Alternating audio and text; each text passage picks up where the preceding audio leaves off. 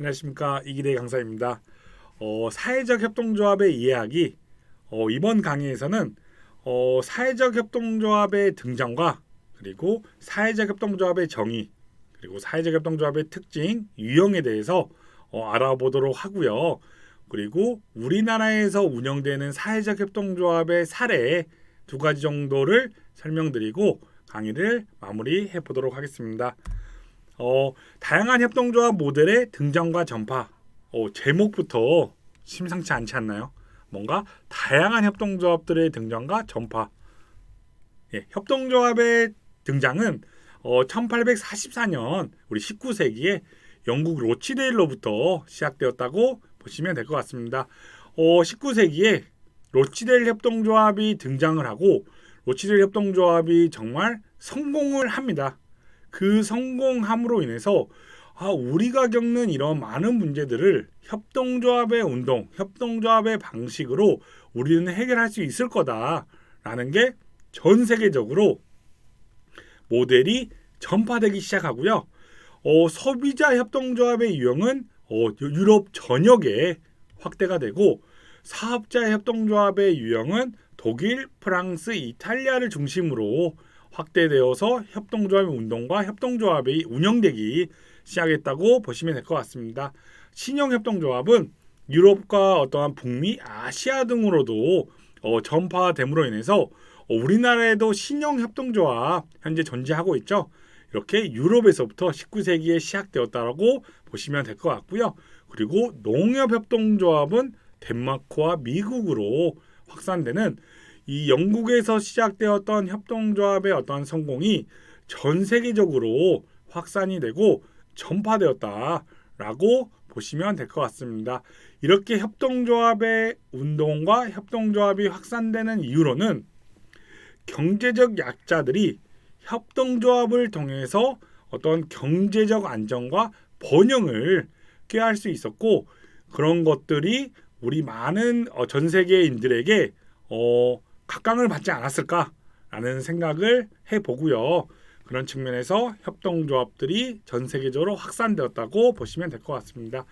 우리 사회적 협동조합은 1970년도에 복지기구와의 위기 속에서 등장하기 시작합니다. 1970년도에 복지국가들의 많은 위기 속에서 우리 사회적 협동조합이 등장을 했다라고 이해를 해주시면 될 것 같고요. 공공 부분에서 많은 사회 서비스를 공급을 하고 우리가 겪고 있는 많은 어려움들을 해결을 해줘야 되는데 이게 복지국가에서조차도 매우 어려웠다는 거죠. 해결하지 못했다는 거예요. 그래서 민간에서 공공에서 해결해주지 못하는 역할을 우리 민간에서 해결할 수 없을까라고 다양한 시도들에 의해서 등장을 했다. 이렇게 이해를 해주시면 될 것 같습니다.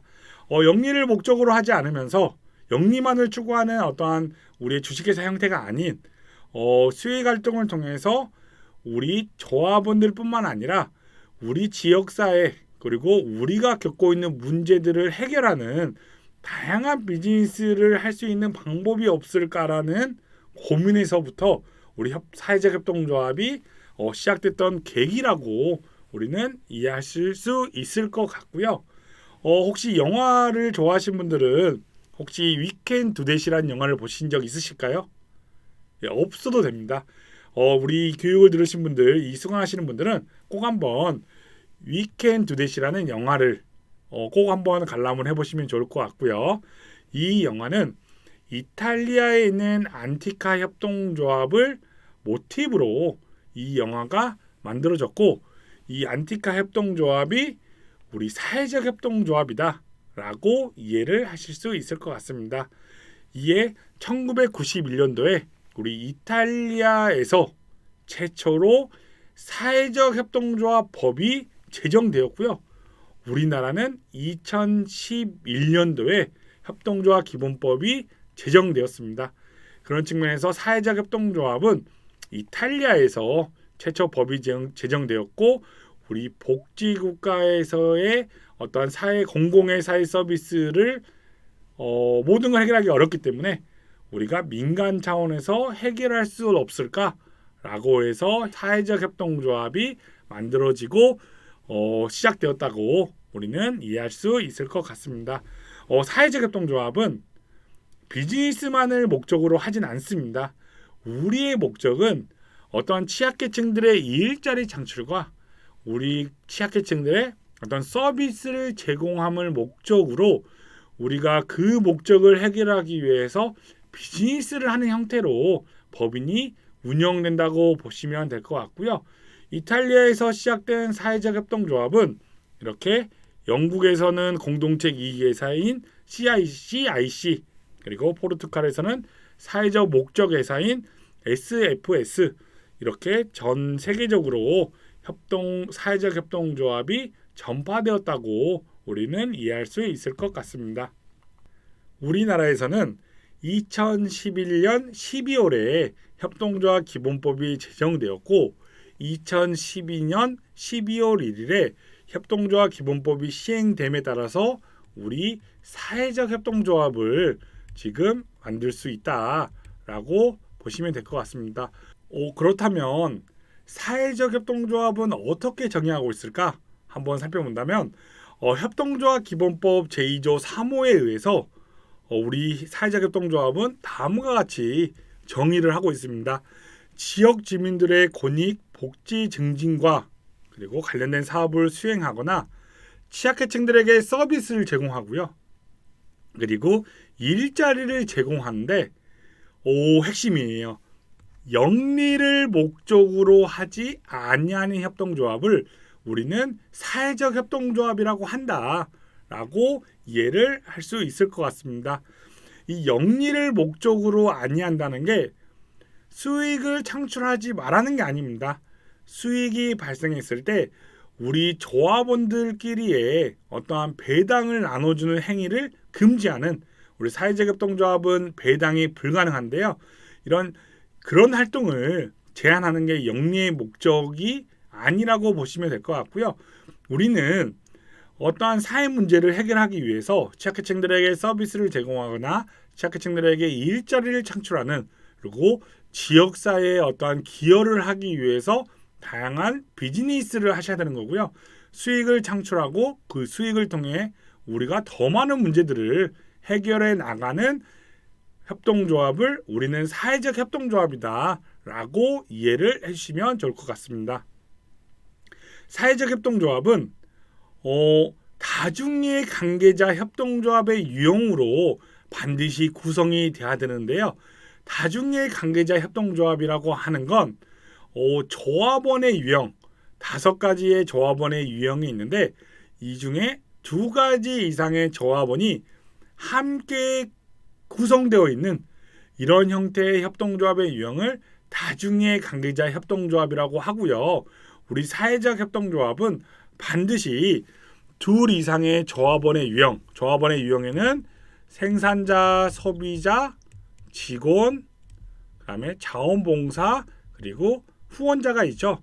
이렇게 5가지의 유형이 2가지 이상의 조합원의 유형이 모여 있어야 되는 거고요.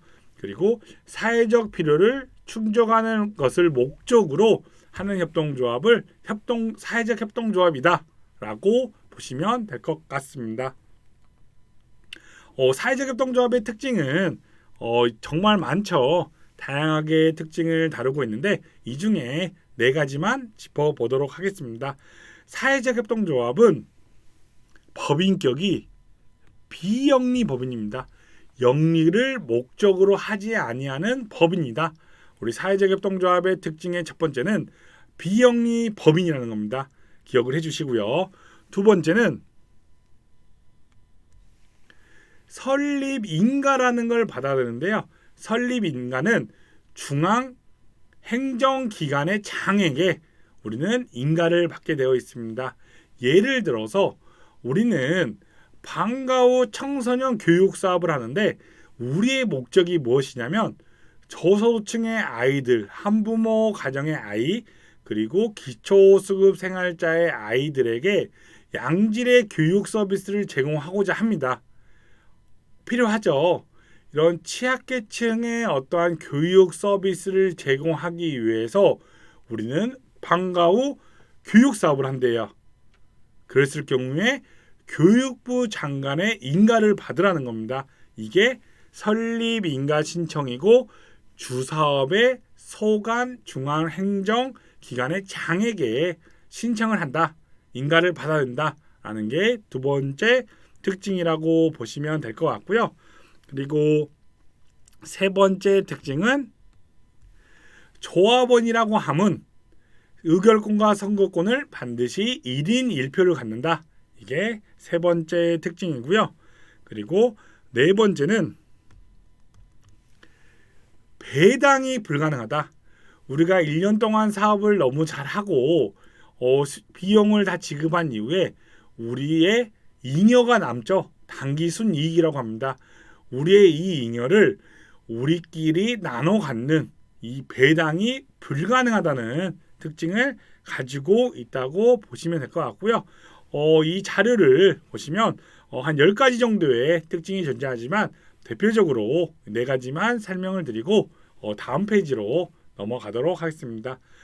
사회재급동조합의 이제 특별한 또 구체적인 특징은 이 페이지 설명을 드릴 텐데요. 첫 번째는 둘 이상의 조합원의 유형이 혼합되어서 구성돼야 된다라는 거고요. 두 번째는 취약계층들에게 일자리 창출, 취약계층의 사회 서비스 제공, 그리고 지역사회의 어떠한 문제 해결, 사회적 공익 실현 등의 사업 필요성과 목적이 반드시 존재를 해야 한다는 겁니다. 그리고 세 번째는 우리 사회적 협동조합만 가능한 제도입니다. 우리 협동조합은 불가능한데요. 사회적 협동조합만 가능한 특징이 세 번째에 있는데요. 그거는 사회적 협동조합은 지정기부금 단체가 될 수 있고요. 그리고 우리 조합원들에게 소액 대출 사업을 수행할 수가 있습니다. 그리고 상호 부조 사업도 우리 조합원들 대상으로 할 수 있는 우리 사회적 협동조합만의 특징을 가지고 있다고 보시면 될 것 같습니다. 협동조합은 이 세 가지 사업이 불가능합니다. 협동조합은. 하지만 우리 사회적 협동조합은 이 지정기부금 단체, 소액대출, 상호부조 사업이 가능하다라는 것들을 기억을 해주시면 좋을 것 같고요. 운영상의 이슈, 운영상의 특징으로는 배당이 불가능하다. 가장 중요해요. 많은 분들이 궁금해하실 텐데요. 우리 사회적 협동조합은 잉여금에 대한 배당이 불가능하다라는 특징을 가지고 있다라고 이해를 해주시면 될 것 같습니다. 소액대출과 상호부조 사업이 무엇인지 좀 간단하게만 설명을 드리도록 하겠습니다. 소액대출 사업은 우리 출자금을 활용해야지고요.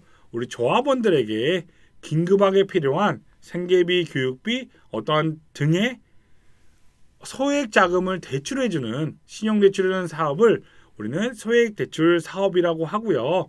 소액대출 사업은 우리 사회적 협동조합의 정관에 명시함으로부터 우리가 조합원들 대상으로 이 사업을 할 수 있다 정도 이해하시면 될 것 같습니다.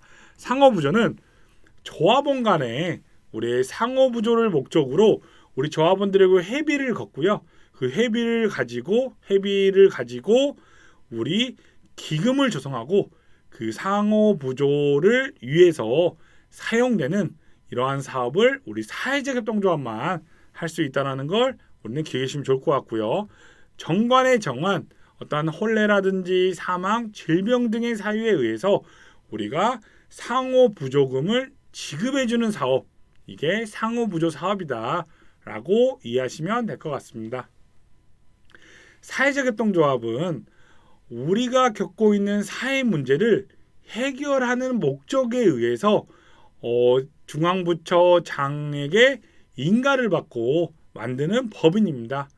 어떠한 사회 문제를 해결해야 되냐라고 했을 때 우리는 다음과 같이 6가지 유형을 선택하게 되어 있고요.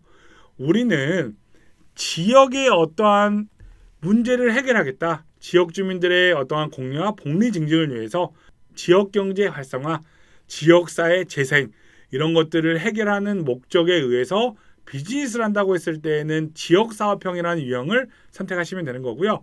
우리는 취약계층들의 일자리 창출의 목적이다.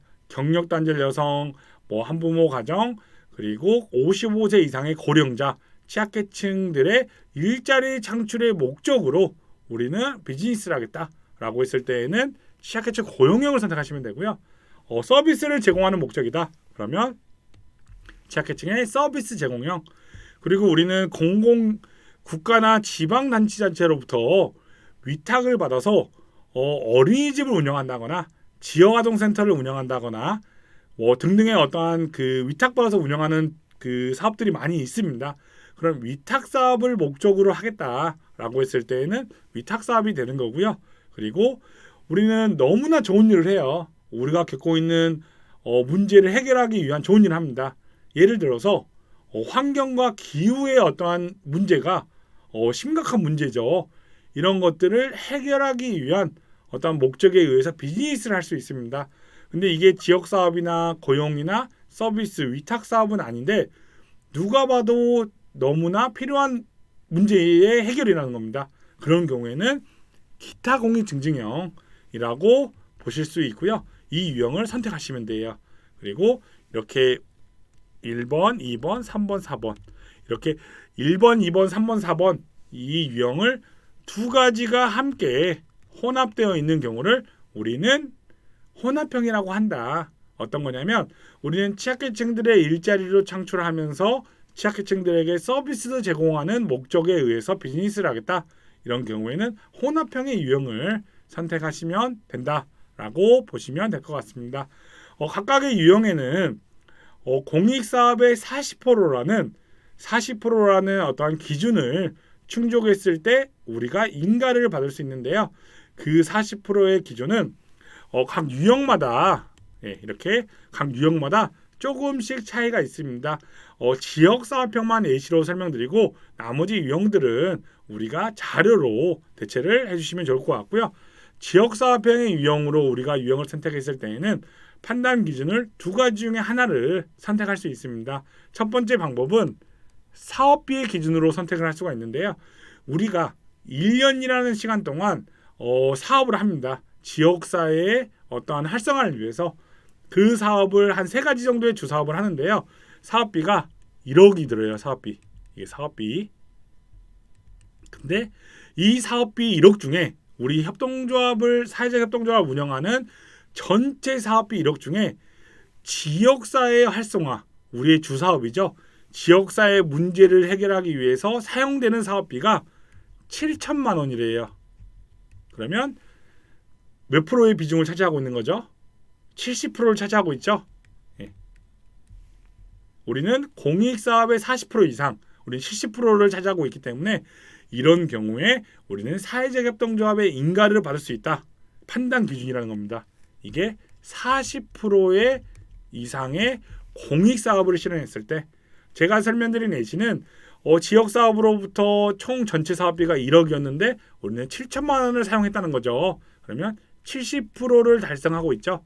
그러면 사회적 협동조합의 지역사업형 유형의 판단 기준으로 사업비를 선택하게 될 거고 그 사업비가 40% 이상 70%를 달성하고 있기 때문에 우리는 사회적 협동조합의 인가를 받을 수 있다라고 이해를 하시면 될 것 같습니다.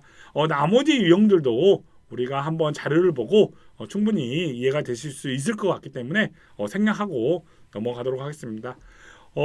사회적 협동조합의 이해하기 위해서 사회적 협동조합에 대해서 설명을 드리고 있잖아요. 그러면 협동조합과는 어떠한 차이가 있을까 궁금증이 생길 것 같은데 지금 바로 해결을 해드리도록 하겠습니다. 크게 4가지 차이를 보시면 될 것 같은데요. 첫 번째는 법인격인 거죠. 우리 협동조합은 그냥 법인이라고 명시되어 있지만 우리 사회적 협동조합은 영리를 목적으로 하지 아니하는 비영리 법인이다. 이게 두 협동조합 간의 가장 큰 차이 첫 번째이고요. 두 번째는 설립 과정에서의 협동조합은 우리 동대문 구청장님께 신고함으로부터 협동조합을 만들 수 있습니다. 하지만 사회적 협동조합은 중앙행정기관장에게 인가를 받아서 만들 수 있는 법인이다 라는 게 두 번째 차이고요. 세 번째 차이는 사업 부분인데요. 우리 협동조합은 금융과 보험업을 제외하고 어떠한 사업도 할 수 있습니다. 그래서 우리는 신고하고 만들 수 있는 법인이라면 사회적 협동조합은 우리가 해결하고자 하는 어떤 사회 문제, 지역 사업이냐, 일자리 제공이냐, 사회 서비스냐, 위탁 사업이냐 이런 유형에 따라서 우리가 해결하고자 하는 사회 문제가 있을 거고요. 그게 주 사업으로부터 40%의 공익 사업이 달성돼야 된다. 그랬을 경우에 인가를 받는다라는 게 우리의 협동조합과 사회적 협동조합의 세 번째 큰 차이예요. 네 번째 차이는 배당인데요. 우리 협동조합은 잉여에 대해서 배당이 가능하고요. 사회적 협동조합은 배당이 불가능하다라는 점을 기억해 주시면 좋을 것 같습니다.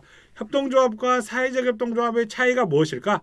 이렇게 우리는 네 가지 정도 기억을 하시면 우리는 협동조합을 만들어야 될지 사회적 협동조합을 만들어야 될지 어느 정도 감이 오실 것 같고요. 그에 맞게 우리는 협동조합이든 사회적 협동조합을 만드시면 될 것 같습니다. 설립하는 과정에서의 차이는 신고를 하고 우리는 인가를 받아야 된다. 협동조합은 신고고 사회적 협동조합이 인가이다.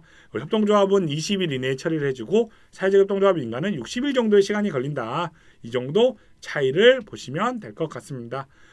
사회적 협동조합의 사례, 대표 사례로 한 가지 설명드리고 사회적 협동조합 이해하기 강의를 마무리할 텐데요.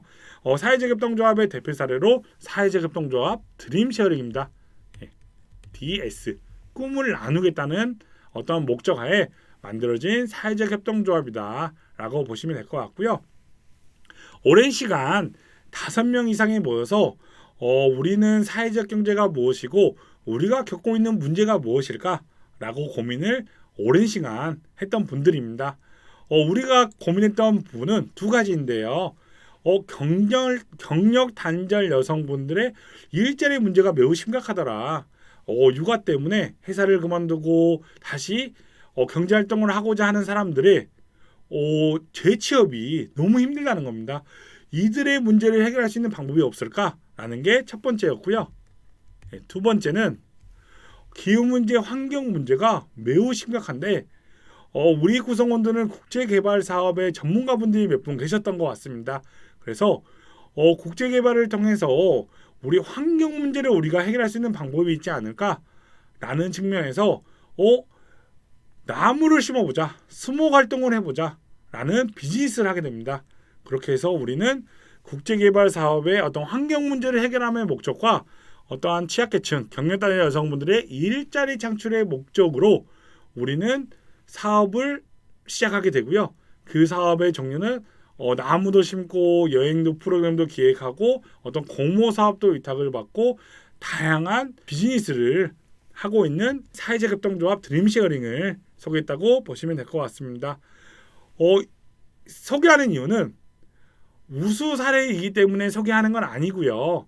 어떠한 목적에 의해서 어떠한 문제를 해결하고자 어떠한 비즈니스를 하는지 우리 수강하시는 분들에게 좀 설명해 드리고자 소개를 한다고 보시면 될 것 같고요. 우리가 겪고 있는 문제가 무엇일까? 가장 선에돼야 돼요. 먼저 돼야 한다는 거죠. 우리가 겪는 문제는 경력단위 여성분들의 일자리 그리고 환경의 문제가 정말 심각하더라. 이거를 해결할 수 있는 방법은 어떤 게 있을까? 그 다음에 비즈니스 측면에서 우리가 고민을 하고 사업을 함으로부터 이 문제를 해결해 나가는 협동조합이 사회적 협동조합이다. 우리는 이렇게 이해를 해주시면 될 것 같습니다. 사회적 협동조합 이해하기 위해서는 사회적 협동조합의 등장 그리고 전파된 어떠한 배경들을 우리가 살펴볼 수 있었고요. 그리고 협동조합 기본법에서는 사회적 협동조합을 어떻게 정의하고 있는지 우리 사회적 협동조합의 정의도 알아볼 수 있었습니다.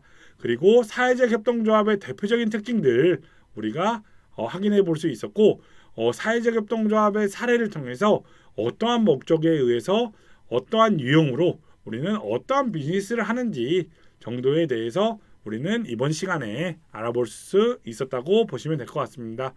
사회적 협동조합은 어떠한 사회 문제를 해결하는 목적에 의해서 우리 5명 이상이 모이고 그리고 그 문제를 해결하기 위해서 비즈니스를 하는데 그 주사업과 우리의 목적에 맞는 중앙행정기관의 장에게 인가를 받고 설립되는 법인이다. 이렇게 이해를 해주시면 좋을 것 같고요. 이것으로 사회적 협동조합 이해하기 강의를 마무리하도록 하겠습니다. 감사합니다.